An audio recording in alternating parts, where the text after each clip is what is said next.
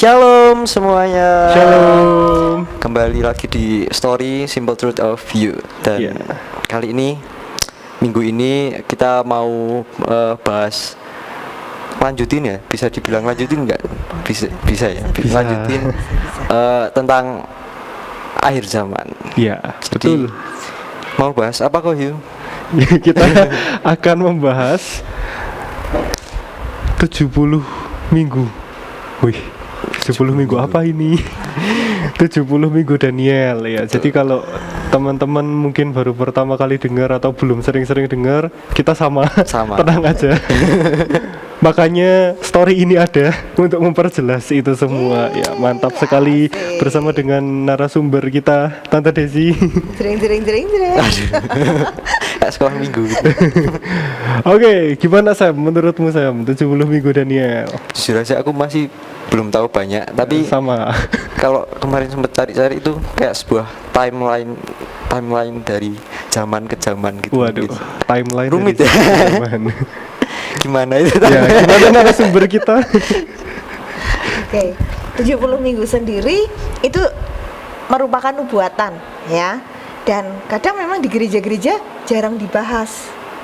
Karena apalagi situasi corona begini, ngebahasnya nggak ke 70 minggu banget. Tapi seperti apapun itu penting. Dan anak-anak Tuhan memang harus memahami apa yang memang sudah ditentukan. Apalagi tadi saya pakai istilah timeline. Jadi waktu Tuhan dan nubuat, ini nubuatan ya. Nubuatan 70 kali 7 masa itu terdapat dalam kitab Daniel. Ini adalah nubuatan tentang Mesias, kedatangan Kristus yang paling detail dibanding nubuat-nubuat yang lain. Kalau nubuat yang lain itu seperti Yesaya berkata seorang perawan akan mengandung, cuman gitu doang. Nggak dijelasin tempatnya, nggak dijelasin kapannya. Atau Yesaya juga bernubuat tunas Daud. Nah, itu kan sebetulnya juga tentang Kristus. Tetapi cuma disampaikan begitu tanpa ada detail seperti dalam Daniel 9. Nah, kalau kita bicara tentang Daniel 9, kalau cuma ngobrolin nggak baca firmannya, nanti kita bisa keluar ke sono sini. Itu bahaya. Jadi kita, yuk teman-teman yang di rumah buka Alkitabnya, kita buka Daniel 9 ayat 20. Saya bacain ya. Daniel 9 ayat 20 sampai ayat 27. Oh, pendek ternyata. 70 kali 7 masa. Sementara aku berbicara dan berdoa dan mengaku dosaku dan dosa bangsaku, bangsa Israel, dan menyampaikan ke hadapan Tuhan Allahku permohonanku bagi gunung kudus Allahku. Sementara aku berbicara dalam doa, terbanglah dengan cepat ke arahku Gabriel, dia yang telah kulihat dalam penglihatan yang dahulu itu pada waktu persembahan korban petang hari. Ini ada dalam pasal sebelumnya. Lalu Gabriel mengajari aku dan berbicara dengan aku. Daniel, sekarang aku datang untuk memberi akal budi kepadamu untuk mengerti. Ketika engkau mulai menyampaikan permohonan, keluarlah suatu firman. Ini pentingnya anak Tuhan kalau doa. Ketika anak Tuhan berdoa, doanya sampai kepada Tuhan, firman itu keluar. Ketika Daniel berdoa, keluar firman dan Gabriel diutus. Aku datang untuk memberitahukannya kepadamu sebab engkau sangat dikasihi. Jadi, camkanlah firman itu dan perhatikanlah penglihatan itu. Ayat 24. Ini mulai masuk. 70 kali 7 masa telah ditetapkan atas bangsamu dan atas kotamu yang kudus, untuk melenyapkan kefasikan, untuk mengakhiri dosa, untuk menghapuskan kesalahan, untuk mendatangkan keadilan yang kekal, untuk menggenapkan penglihatan dan nabi, dan untuk mengurapi yang maha kudus. Ayat 24 ini tujuan dari nubuatan ini. Masuk ayat 25. Maka ketahuilah dan pahamilah dari saat firman itu keluar, yakni bahwa Yerusalem akan dipulihkan dan dibangun kembali, sampai pada kedatangan seorang yang diurapi, seorang raja. Ada 7 kali 7 masa, dan 62 kali 7 masa lamanya kota itu akan dibangun kembali dengan tanah lapang dan paritnya, tetapi di tengah-tengah kesulitan. Lanjut ayat 26. Sesudah ke-62 kali 7 masa itu akan disingkirkan seorang yang telah diurapi, padahal tidak ada salahnya apa-apa. Maka datanglah rakyat, seorang raja memusnahkan kota itu dan tempat kudus itu. Tetapi raja itu akan menemui ajalnya dalam air bah, dan sampai pada akhir zaman akan ada peperangan dan pemusnahan seperti yang telah ditetapkan. Ayat 27. Raja itu akan membuat perjanjian itu menjadi berat bagi banyak orang selama 1 kali 7 masa. Pada pertengahan 7 masa itu, ia akan menghentikan korban sembelihan dan korban santapan, dan di atas sayap kekejian akan datang yang membinasakan sampai pemusnahan yang telah ditetapkan menimpa yang membinasakan itu. Nah, kalau kita mau jujur, kita baca begini nggak mudeng ya? Iya. Karena ini namanya nubuatan. Itu sebabnya kita belajar sama-sama, ya, bahwa nubuatan di sini dikatakan 7 kali 7 masa. Maaf, 70 kali 7 masa. Nah, kata 7 masa itu sama dengan 7 hari. Dalam Bilangan 14 ayat 34 di situ dikatakan kalau arti nubuatan 1 hari itu 1 tahun. Jadi kalau Tuhan bilang 7 hari, berarti sebetulnya itu 7 tahun. Di sini dikatakan lah kalau 70 kali 7 masa. Kan ayatnya tadi ya? Iya. Ayat 24 dikatakan 70 kali 7 masa. Berarti 70 kali 7 tahun. 7 tahun. Berarti total kita ketemu angka 490 tahun. Iya, matematikanya masih pintar. Efeknya sekolah online, tetap sekolah. Terus 70. Terus apa istilah 70 minggu itu maksudnya 7 masa 7 harinya Ya, itu. betul, 70 minggu tapi harinya itu bukan hari tapi Bukan, tahun. betul. Oh. Iya, jadi itu istilah karena dalam Alkitab sendiri menggunakan kata 70 kali 7 masa. Ya. Ya. Cuman penerapannya apa bukan penerapannya, maksudnya penafsirannya itu 70 minggu. Biar ringkes. Itu istilah aja. Oke. Dan nubuat ini sendiri sih diawali kalau ayat 1 ya, pasal 9 ayat 1 ibadah udah di rumah. Daniel itu seru loh. Ketika ini terjadi, pasal ini dimulai dengan Daniel yang berdoa bagi Israel. Tadi juga ayat 20 kita sudah baca, Daniel mengaku dosanya, mengaku dosa bangsanya. Dia memohon belas kasihan terhadap Tuhan. Dan ketika Daniel tersungkur, Daniel berdoa, mengaku dosa, merendahkan diri, maka firman itu datang. Kalau anak Tuhan sampai berhari-hari atau berminggu-minggu tidak merasakan tuntunan firman, yuk doa yuk, kita merendahkan diri kepada Tuhan. Ketika kita merendahkan diri, firman itu datang, dan firman itu pasti menerangi langkah kita. Ini Daniel kayak gitu. Lah ketika Daniel berdoa, Gabriel menampakkan diri dan memberi penglihatan tentang masa depan bangsa Israel. Langsung masuk aja ayat 24 ya. Iya. Tentang langsung jurusnya aja deh. Jurus.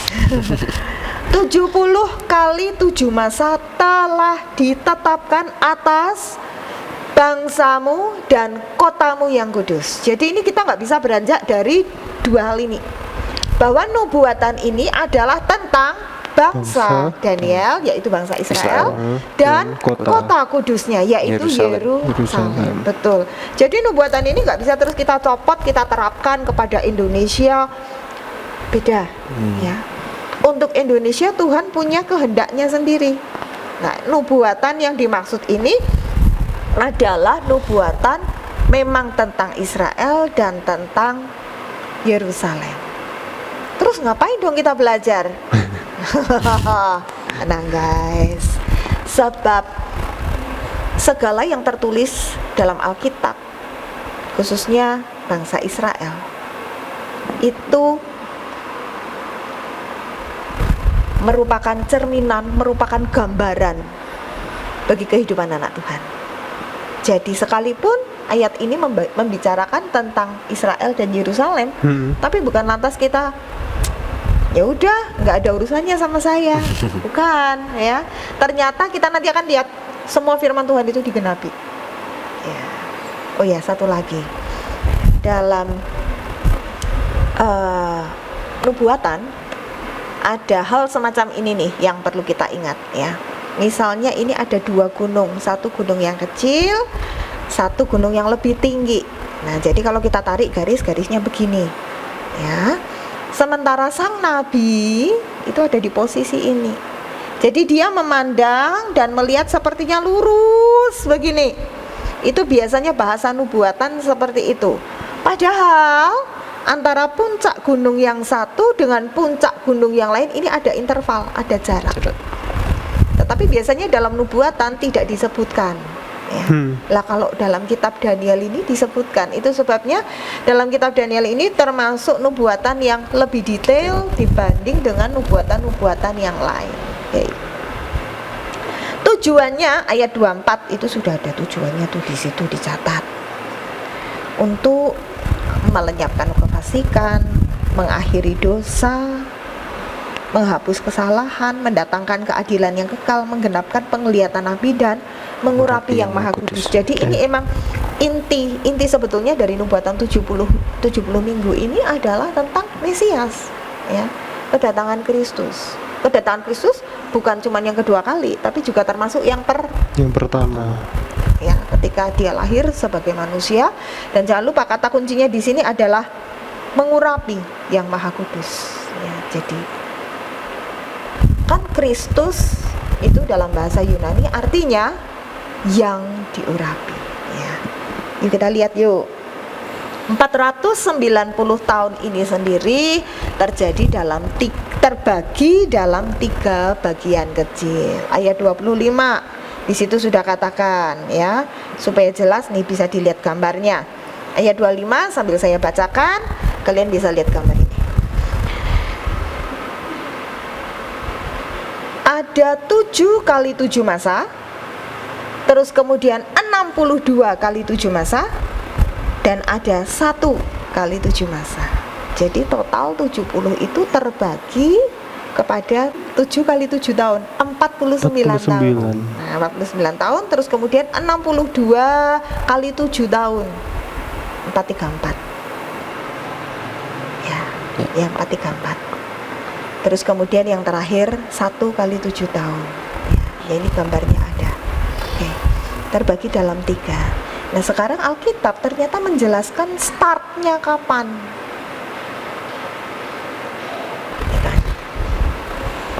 Tuing, gambarnya ya. Startnya itu rupanya dimulai dalam ayat 25 dikatakan pada waktu firman itu keluar. Firman yang dimaksud di sini adalah titah. Kan titah seorang raja juga kadang dibilang sabda. Ya. Nah, pada waktu sabda ini keluar, titah seorang raja, titah tentang apa? Yerusalem akan dipulihkan dan dibangun kembali. Jadi ini posisi bangsa Israel adalah mereka berada di dalam pembuangan. Ya. Ini kan Daniel di pembuangan, kan? Dan ketika itu ada firman datang ini. Sejak titah itu dikeluarkan, bahasa sekarang bilangnya apa sih, dekret ya, instruksi. Nah, instruksi presiden kalau di Indonesia. Tapi kalau di konteks waktu itu pakai kata firman atau titah sang raja. Titah tentang apa? Membangun kembali kota Yerusalem. Betul ya? Yerusalem akan dipulihkan dan dibangun kembali. ada 2 titah sih. Yang pertama, titah bangsa Israel boleh pulang, Heeh. ya, itu Nehemia 2, dan titah membangun tembok Yerusalem. Iya. Ya. Jadi yang kita pakai di sini karena di sini tertulisnya jelas tentang Yerusalem. Ya, jadi acuan kita ke Isra 4. Yang membangun Nehemia tembok. juga. Membangun tembok itu Isra apa nih ini? Nehemia, Isra imamnya. Isra imamnya. Ya. Oh. Iya. Nehemia kan pelaksananya. Oh. Cuman titahnya Heeh. itu tertulisnya di Isra 4. Oh. Ya, Oke. itu barang satu zaman hoping sobat. Terus ketika itu jadi startnya nih mulai yang di ujung sini ya. Yang di ujung sini adalah ketika titah dekret, ya dekret itu dikeluarkan, yaitu dekret dari Koresh. Itu terjadi pada tahun 457 sebelum Masehi. Nah, ini startnya, berarti kita sudah punya startnya tahun berapa itu kita sudah punya. 457 sebelum Masehi. Nah, kan tadi kan ini terbagi jadi 3 gelombang ya. Tiga bagian. Yang pertama adalah 49 tahun 7 kali 7 masa. Terus kemudian yang kedua 62 kali 7 masa, 434. Nah, totalnya ini yang disebutin dalam ayat 25 tadi. Saya ulang ayat 25 ya. Saat firman itu keluar, yakni bahwa Yerusalem akan dipulihkan dan dibangun kembali, ini startnya di sini, sampai kedatangan seorang yang diurapi. Kita tadi sepakat yang diurapi itu Kristus. Karena Kristus dalam bahasa Yunani artinya yang diurapi. Nah, sampai di sini ada berapa? 7 kali 7 masa dan 62 kali 7 masa. Jadi 7 kali 7 masa dan 62 kali 7 masa. Jadi total 69. Seperti gambar yang ini. Nah, di sini kita akan tiba total ini 483 tahun. Dan kita akan tiba pada angka sekitar 26 atau 27 Masehi. Ya, pada kurun waktu tahun ini. Di sini startnya, di sini 7 kali 7 masa 49 tahun, di sini 434 tahun. Total 483. Kita tiba di sini adalah ketika Kristus diurapi. Kapan Kristus diurapi? Ketika dia dibaptis. Langit terbuka. Kemudian Yohanes melihat burung merpati. Roh Kudus seperti burung merpati turun dan dia berkata, inilah anakku yang kukasihi. Dari langit terdengar suara, inilah anakku yang kukasihi, kepadanya lah aku berkenan. Itu masuk tahun 27 Masehi. Bukankah usia Yesus waktu itu adalah 30 tahun? Ya, betul. That's the question. Kenapa tahunnya 27 Masehi? Dan jawabannya adalah guys, Yesus itu lahirnya sebelum Masehi. Betul ya? Iya. Berarti 3 sebelum Masehi. 4 sebetulnya 4 tahun 26. Ya, 26 Masehi. Yang menetapkan Masehi adalah tunggu aku lupa. Mulai tarikh Masehi dienolkan. Aduh, nama kaisar. Saya lupa. Nama kaisar. Bukan Agustus. Kaisar. Itu dia menetapkan tarikh 0 Masehi, tapi sesungguhnya itu sudah 4 Gregorian. 4 Masehi. Gregorian ya. Iya, Iya, Gregorian. Oke deh, ntar kapan-kapan kita cek. Ya, ntar kapan-kapan kita cek. Di dibahas di periode berikutnya. Tapi memang ketika ditetapkan itu sih sebetulnya bukan berdasar, memang perhitungannya tidak pas. Di Google ada kok. Bisa googling ya. Jadi Kristus sebetulnya memang lahirnya itu sebelum Masehi. Ya. Jadi ketika Kristus diurapi sebagai raja adalah tarikh di mana dia sudah berusia 30 tahun. Ya. Ketika dia waktu itu langit terbuka dalam Matius 3. Itu adalah tahun 27 Masehi. Perubahan di situ. Oke. Ini pas seperti ayat yang dikatakan dalam ayat 25. Sampai kedatangan orang yang diurapi. Dan 62 kali 7 masa, yaitu 434 tahun setelah Israel pulang, ini kota itu dibangun kembali dengan tanah lapang dan paritnya, tapi di tengah-tengah kesulitan. Jadi rupanya betapa ketika kemudian Israel ini akan membangun kembali Yerusalem, terjadi pergelutan, pergolakan masalah teritorial. Karena Yerusalemnya jadi, tetapi wilayah Israel itu sendiri sudah tidak utuh. Seperti ketika awal ketika mereka diangkut dalam pembuangan. Yehuda pada awalnya itu sudah tidak utuh lagi. Dan bahkan sampai sekarang pun terjadi begitu banyak pergolakan, terjadi begitu banyak pergumulan, terjadi begitu banyak perampasan wilayah. Kalau tanya kepada orang-orang yang di Palestina, mereka bilang Israel itu apa? Israel itu bukan negara. Mereka nggak mengakui, karena memang sebagian besar tanah itu memang sudah dikuasai oleh Palestina. Dan itu kan terus terjadi pergolakan gitu loh. Ironisnya ketika saya kemarin pergi ke kota Daud, istilahnya Citadel ya di sana ya, tempat kerajaan Daud itu, di sana itu ada bendera Israel, ada bendera Palestina, benderanya macam-macam gitu. Jadi kok nggak satu? Ya memang tidak. Di sana sendiri sudah terjadi perebutan wilayah. Aku Palestina dan aku menganggap ini wilayah Palestina. Terus ya begitu deh. Kasihan sekali sebetulnya kalau kita omong ya, karena Israel adalah sebuah negara yang ternyata kecil. Tapi ini juga merupakan penggenapan firman Tuhan, karena satu, untuk Israel sendiri kan sebetulnya dalam perjanjian lama itu peraturan Tuhan itu jelas. Kalau kamu setia mengikuti firman-Ku, berpegang pada firman-Ku, aku akan membuat musuh-musuhmu itu takluk kepadamu. Tapi kalau nggak setia, ya udah, aku akan menyerahkan kamu kepada musuhmu. Nah itu sebetulnya ya udah kayak gitu, udah jelas. Jadi masalah wilayah itu tergantung sikap Israel kepada Allah. Dan kalau sekarang wilayahnya mereka kecil sekali, itu juga dampak dari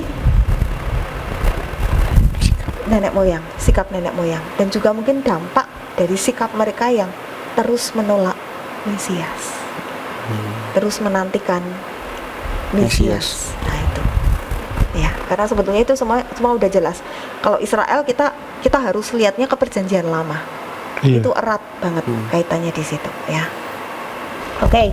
Terus kemudian kita maju ke ayat 26. Sesudah 62 kali 7 masa itu akan disingkirkan seorang yang telah diurapi, yaitu Kristus tadi. Jadi sesudah 62 kali 7 masa ini akan disingkirkan Kristus. Padahal nggak ada salahnya apa-apa. Ya kita tahu hal itu ya. Jadi disinilah, tapi ini diomongnya sesudah ya, betul ya. Jadi disinilah mulai Kristus itu disingkirkan. Ini kan masuk timeline, namanya timeline kan jalan terus. Iya. Sudah 7 kali 7, 62 kali 7 jalan terus. Di sini Kristus diurapi sebagai raja, terus kemudian dia disingkirkan. Nah, rupanya ini sudah masuk yang ke-7. Ke-7 masa terakhir, petalan terakhir yang 1 kali 7 masa itu. Karena timeline kan jalan terus nih. Iya. Ketika 62 kali 7 masa ini selesai, masuk ke 7 masa yang berikutnya ini, Alkitab kan nggak bilang tepat sesudah itu nggak ya, tetapi sesudah 62. Jadi ini sudah jalan, kemudian disingkirkanlah Kristus. Iya. Jadi rupanya setelah 3,5 tahun itu Kristus disingkirkan, kita tahu ya. Kemudian di situ dikatakan sayap kekejian, masuk ayat 27. Raja itu akan membuat perjanjian itu menjadi berat bagi banyak orang selama 1 kali 7 masa. Ayat 26. Sesudah ke-62 kali 7 masa itu akan disingkirkan seorang yang telah diurapi, padahal tidak ada salahnya apa-apa. Maka datanglah seorang raja memusnahkan kota tempat kudus itu, tetapi raja itu akan menemui ajalnya dalam air bah. Nah ini, di sini dikatakan datanglah rakyat seorang raja. Jadi rakyat seorang raja ini bukan raja. Ini sebetulnya mengacu kepada Jenderal Titus dari Roma yang kemudian menghancurkan Yerusalem. Ya. Jadi seperti saya bilang tadi, dalam satu nubuatan itu sepertinya kelihatannya habis ini terus ini, terus ini. Dan ternyata sebetulnya ada intervalnya di situ. Nah, untuk yang ini Gabriel tidak memberikan pengarahan lain. Yang diberikan detail adalah tentang yang tadi, yang 483 tahun global ini. Ya, karena ini menyangkutnya tentang kedatangan Mesias. Jadi kan intinya di Mesiasnya. Setelah kemudian Mesias datang, dia disingkirkan. Lantas kemudian masuk yang namanya sayap kekejian. Itu ada sayap kekejian kan, ayat 27 ya, dikatakan di atas sayap kekejian akan datang yang membinasakan. Kalau kita berbicara tentang sayap, sayap itu adalah naungan. Sayap itu adalah perlindungan. Bukankah dalam bilangan dikatakan, dalam ulangan, dikatakan Tuhan itu seperti Raja Wali yang memelihara anaknya. Ia menggoyang bangkitkan sarangnya, melatih anaknya terbang, dan menampung mereka di atas sayapnya seekor demi seekor. Jadi ketika Raja Wali kecil jatuh kan ibunya, induknya ini menampung dia seekor demi seekor, diselamatkan. Dan juga dalam kitab Lukas, Injil Lukas, di situ dikatakan Yesus bilang, Yerusalem, Yerusalem, engkau yang membunuh nabi-nabi.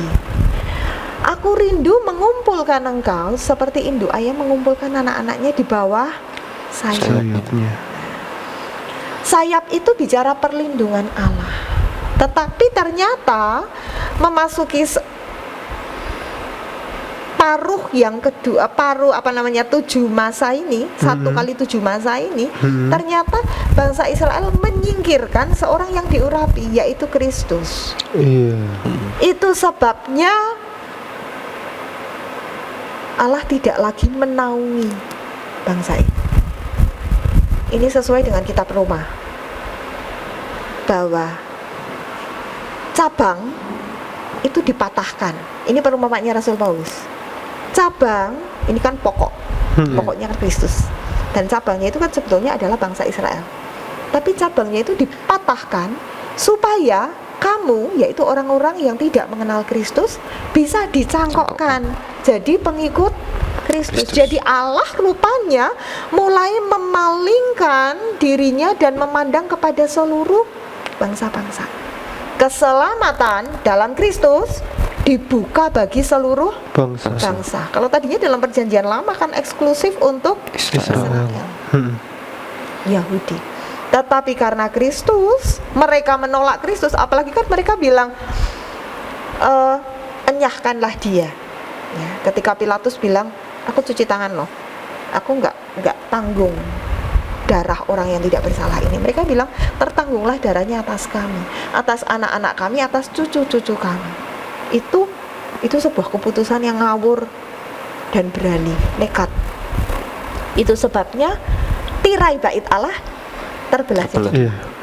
Selain artinya bahwa sekarang kita tidak lagi membutuhkan imam besar karena Kristus sudah jadi imam besar. Jangan salah, di dalam tirai itu ada tenunan sayap kerubium. Kalau berbicara sayap, sekali lagi berbicara tentang naungan. Dan sayap itu pun dikoyak oleh Allah.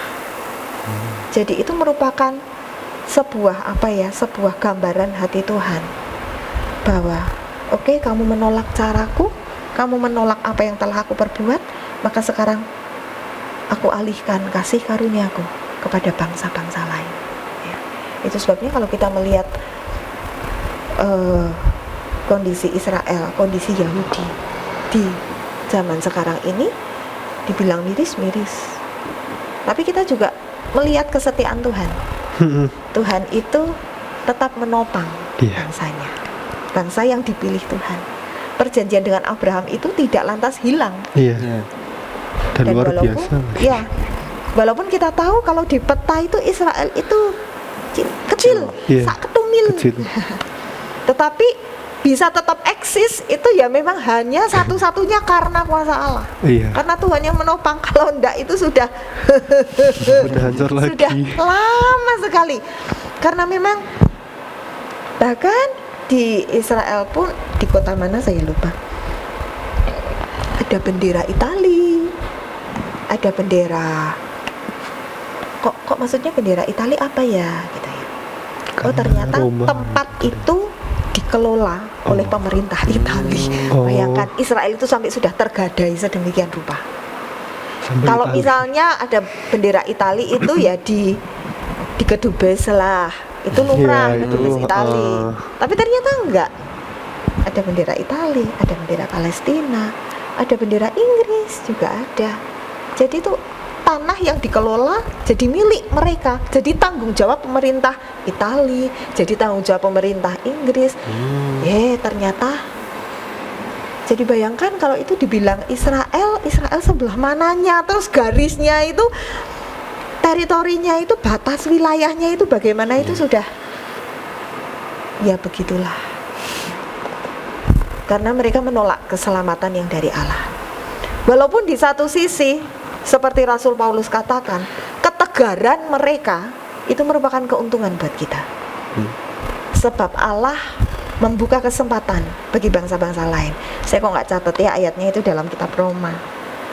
Ketika keselamatan Allah itu diberikan untuk bangsa-bangsa lain. Tapi jangan salah, nanti di akhir Tuhan akan kembali kepada Israel. Sebab Israel itu seperti apapun biji mata Allah. Mau ngiri juga nggak bisa, mau protes juga nggak bisa. Sudah ada porsinya masing-masing ya. Oke, lanjut lagi ya.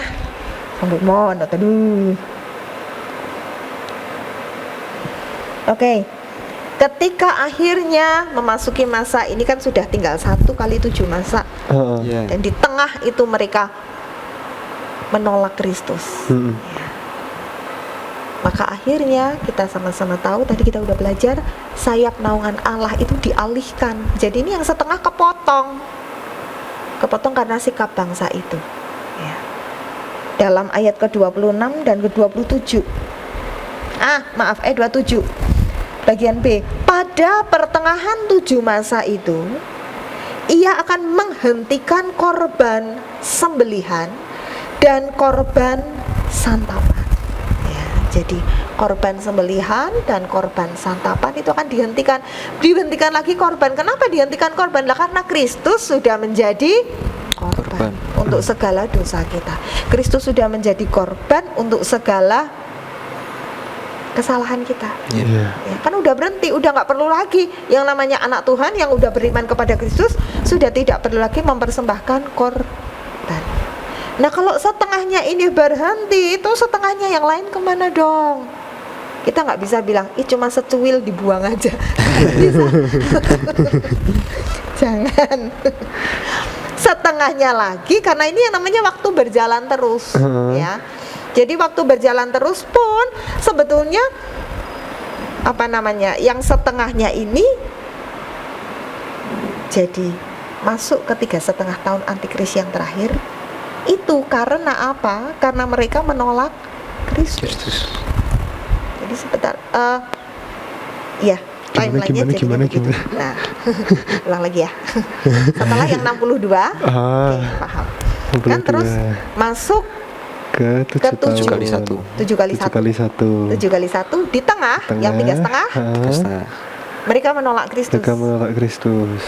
Terus 3,5 lagi adalah ketika antikristus air loncat, betul iya. Karena apa? Ayatnya ada di sini. Berarti bukan yang itu ya, bukan kejadian setelah Tuhan Yesus naik ke surga kan terus malah kebangkitan besar-besaran. Kebangkitan gereja. Iya, kebangkitan gereja. Ada yang nafsir gitu juga. Oh, ada yang nafsir itu juga. Cuma beda penafsiran. Oh iya. Ada yang nafsir gitu juga ya. Di sini dikatakan dalam ayat yang ke-27. Nah, ini kan dalam ayat 26 kan dikatakan ada raja, ayat 27 juga ada raja. Tapi sebetulnya itu menyinggung pada pribadi yang berbeda. Ya, di sini Gabriel tidak merincikan, tapi itu seperti dua pucuk tadi. Dia cuma nyebut raja. Padahal itu sebetulnya ada interval dan itu merupakan raja yang berbeda. Sebab raja yang disebut dalam ayat ke-26 adalah Kaisar Romawi, itu atasannya Titus. Ya, Titus, Jenderal Titus dari Alexandria. Jenderal Titus inilah yang kemudian menggenapi nubuatan Yesus, yang menghancurkan kota Yerusalem, menghancurkan bait Allah Yerusalem.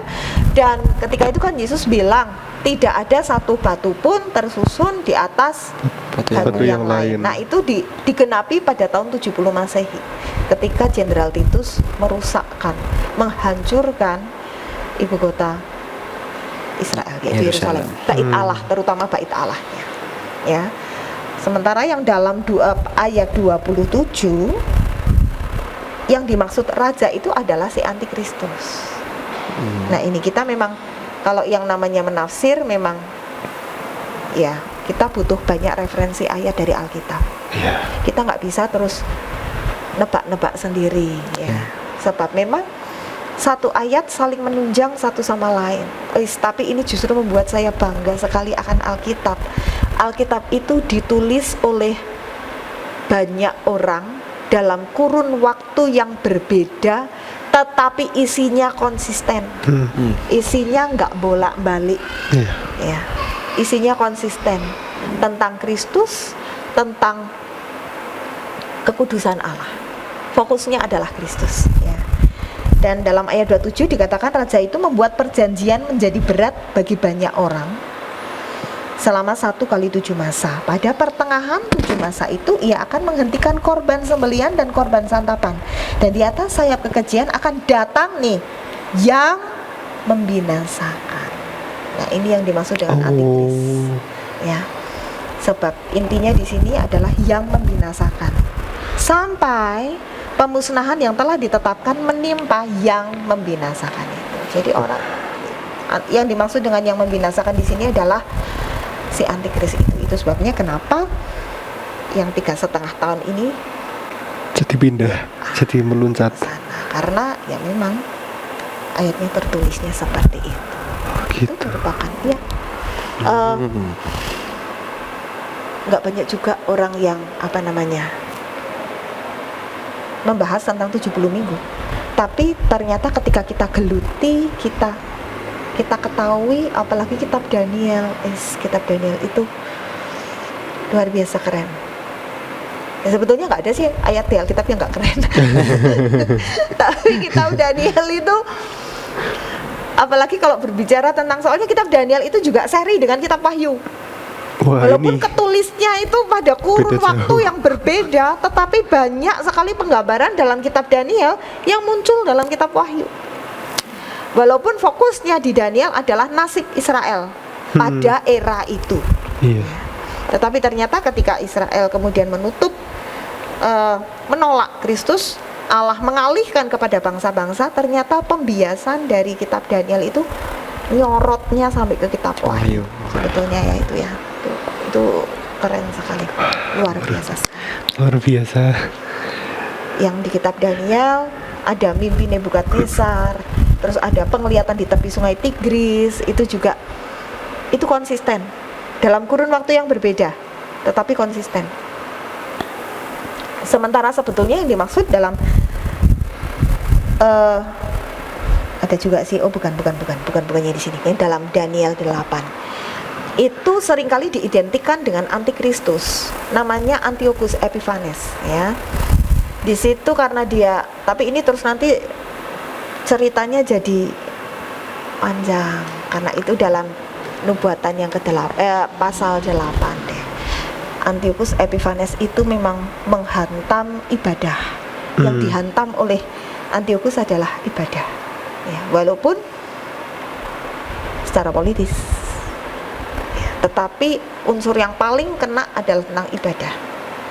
Walaupun dia nggak sentral ke tentang ibadahnya, tetapi itu berdampak, berimbas banyak. Sama seperti Antikristus. Antikristus juga kan yang dihantam adalah masalah penyembahan. Iya. Menyembah binatang, menyembah. Yeah. Yang dihantam masalah itu. Oke. Semoga nggak bingung. Aku takutnya. Semoga gambarnya memperjelas ya. Kalau nanti ada yang bingung kita bisa tanya lagi ya. Diulang-ulangi bisa. Diulang lagi gimana? Jadi itu ternyata nggak semulus itu ya. Maksudnya ada meloncatnya, Ya. ada loncatnya itu. Iya. Tak kira kan Aliran 70 itu satu. aliran satu gitu. Iya. Ya itu juga terjadinya karena ya ini munculnya juga karena yang tertulis di sininya begitu. 3,5 tahun akhirnya itu nggak ada, Alkitab nggak ngasih startnya kapan gitu Tante. Nah itu enggak. So be prepared, harus berjaga-jaga, harus berdoa. Soalnya kalau dikasih tahu masih Lihat-lihat. lama. Masih bisa besok-besok. Orang kan cenderung jadi tidak berjaga-jaga. Jadi Alkitab memang untuk yang akhir zaman ya, untuk akhir zaman Alkitab tidak memberitahu. Yang kita tahu cuma itu ya, terjadinya setelah penyingkiran. Betul, ya. Setelah Keluarnya gereja itu. disingkirkan, Kapannya nggak tahu. kapannya nggak tahu. Lah gereja disingkirkannya kapan? Iya. Ya kita juga nggak tahu. Oke, ada pertanyaan lagi Sam? Lumayan menguras. Konsentrasi. Jadi lapar. Jadi lapar ya. Belajar sejarah yang tidak pernah terbayangkan. Iya. Oke. Apalagi Ini mungkin bagus loh. Terus maksudnya gini nih, apa ya?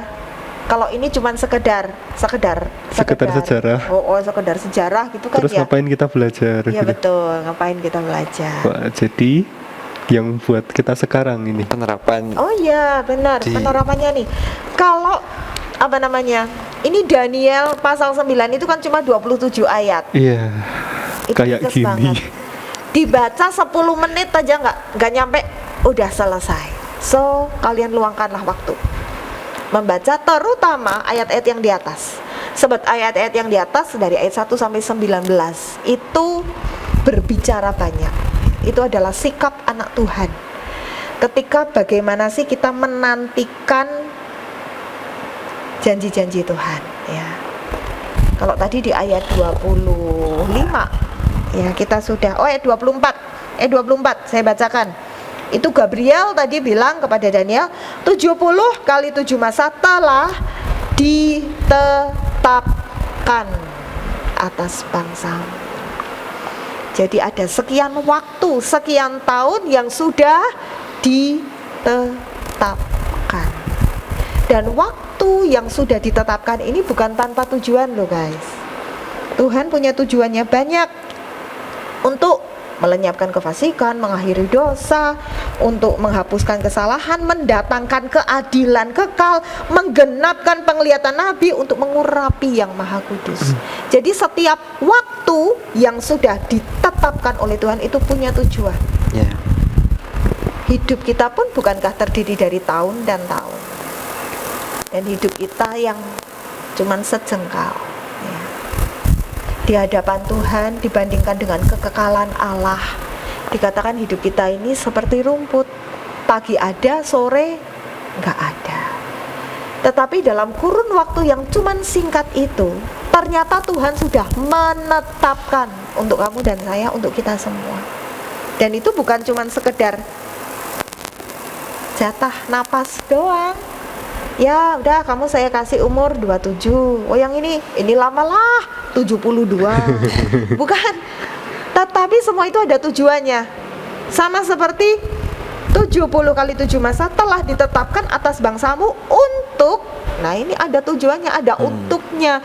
Jadi kurun waktu yang kita punya pun, yang sudah ditetapkan oleh Allah, itu juga ada untuknya loh. Untuk apa?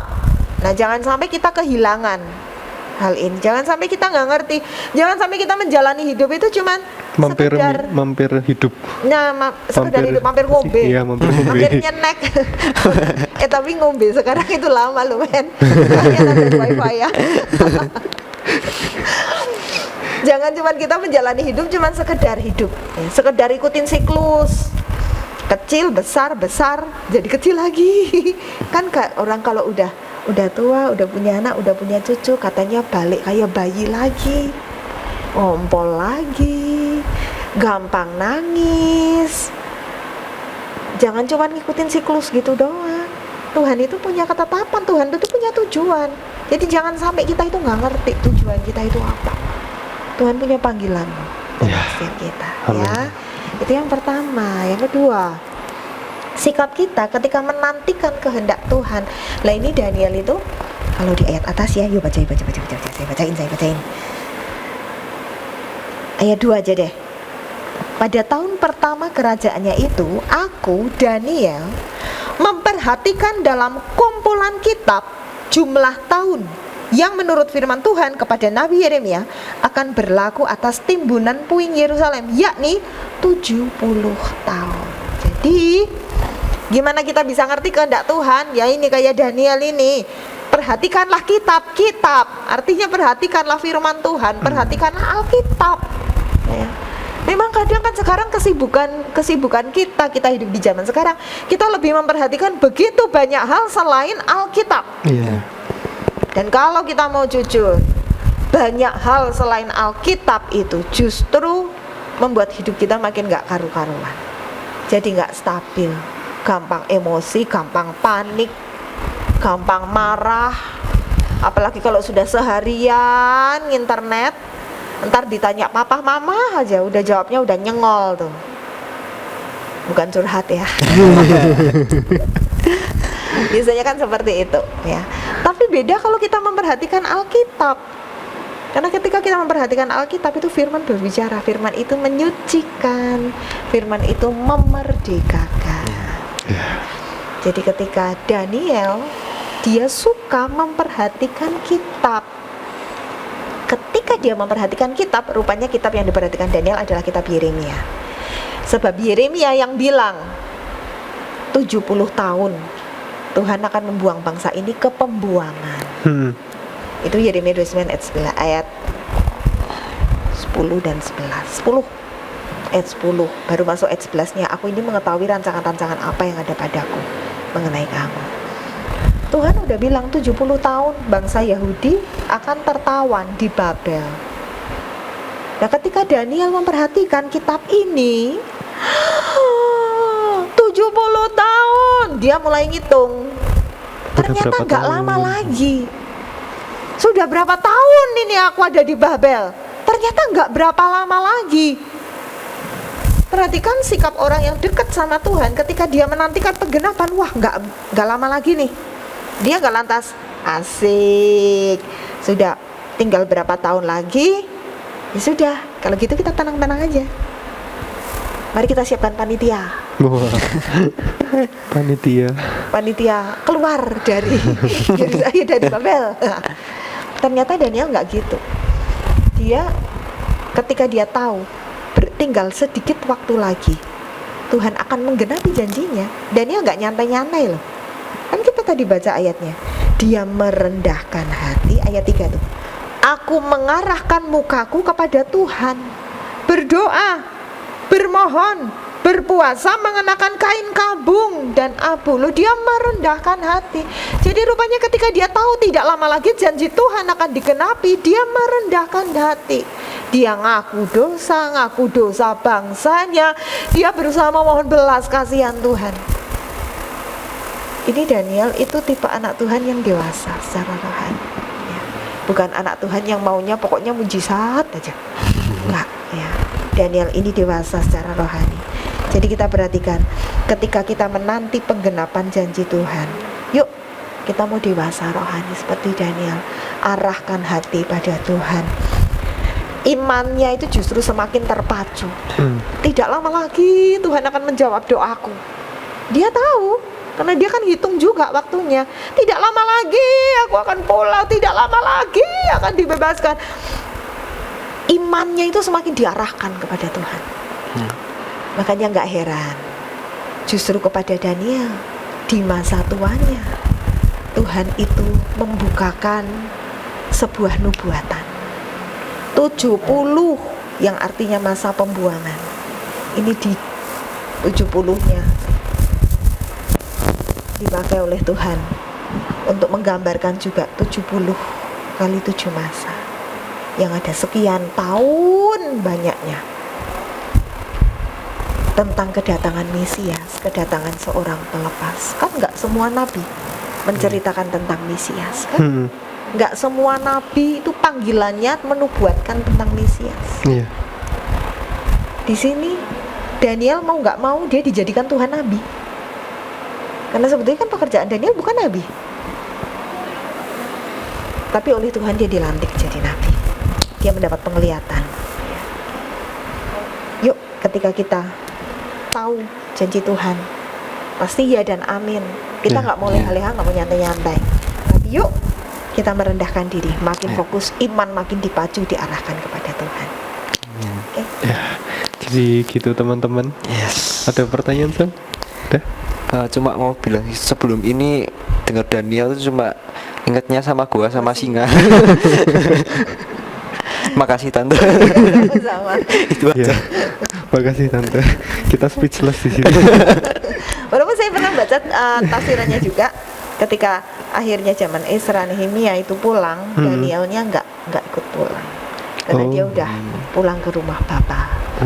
Tapi itu tafsiran juga. Ya. Okay. Ya gitu. Jadi mari teman-teman kita mempergunakan waktu yang ada. Wah, apa namanya, yang kita bisa belajar dari story ini ya, kalau menurutku Tuhan itu Allah yang sangat detail, yang merancangkan bertahun-tahun ke depan itu udah ada dalam rencana Tuhan. Iya. Apalagi hari esok kita, wah, pasti terjamin sama Tuhan. Amin. Makanya mari kita terus pererat hubungan kita sama Tuhan, terus pupuk iman kita, jangan sampai lepas, jangan sampai goyah gitu ya. Ada tambahan lagi mungkin tante? Enggak, mantap, udah. Ya, gitu story kita buat kali ini teman-teman. Jangan lupa buat teman-teman, story ini akan tetap tayang setiap hari Sabtu tentunya di channel YouTube yang sama, dan jangan lupa juga buat like, komen, subscribe, dan juga share video ini. Kalau teman-teman pengen tanya sesuatu atau pengen request tema buat kita bahas di sini, bisa lewat komen atau juga lewat DM ke Instagram kami yut.silo gitu ya. Ya, terima kasih buat semuanya. Terima kasih teman-teman. Terima kasih Tante Desi. Terima kasih teman-teman. God bless. Dadah. Tuhan berkati.